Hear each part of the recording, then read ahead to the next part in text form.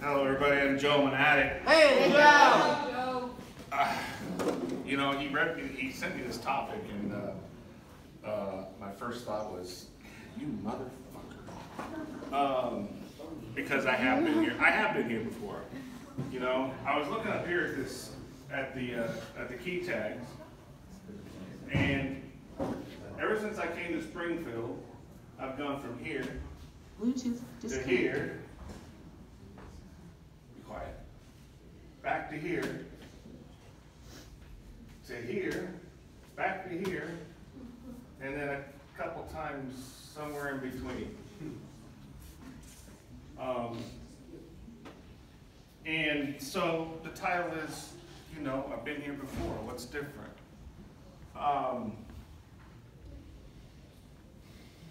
You know, I kept on trying to run the program my own way by picking and choosing what parts I'm going to run.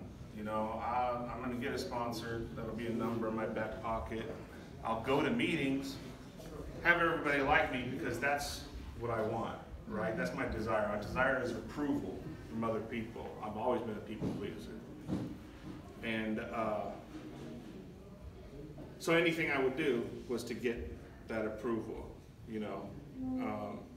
I'm going to teach you how to like me, or I'm going to convince you by doing whatever that you guys like me. I have a good front row that I have developed. You know, I got that 18 months, and I developed a very good, strong. One thing I did right was developing a strong front row. People who have always been with me. They didn't treat me like, you know, every time I came back, it was with open arms. Every single time. And I would get to a point to where I was alone up here. I wasn't alone. I had all these people around me. Everybody, every single one. If I was to ask people, everybody to raise their hand that's in my family, every person should raise their hand, because any person that's here has an effect on my recovery. Whether I talk to you or whether I don't talk to you, if I hear something, I can just the presence of people can help somebody. Just that hug, you know.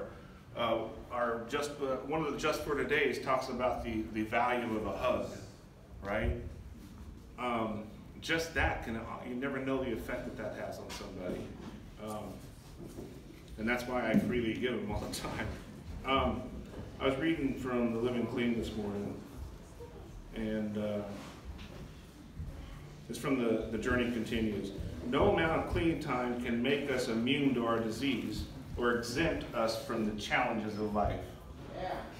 Recovery is an everyday, just for today process. A relationship with our higher power requires ongoing conscious contact, and ongoing growth requires that we remain teachable. Keeping it green means that we, quote unquote, keeping it green means that we are still in process, still willing to change and grow and work on ourselves. We keep our recovery alive by feeding it. If we're not getting ongoing support or nourishment, we get depleted. It is our responsibility to find that support, even if it means we need to reach out across long distances. This tells me, I've said it before, that I've got an untreated disease every morning.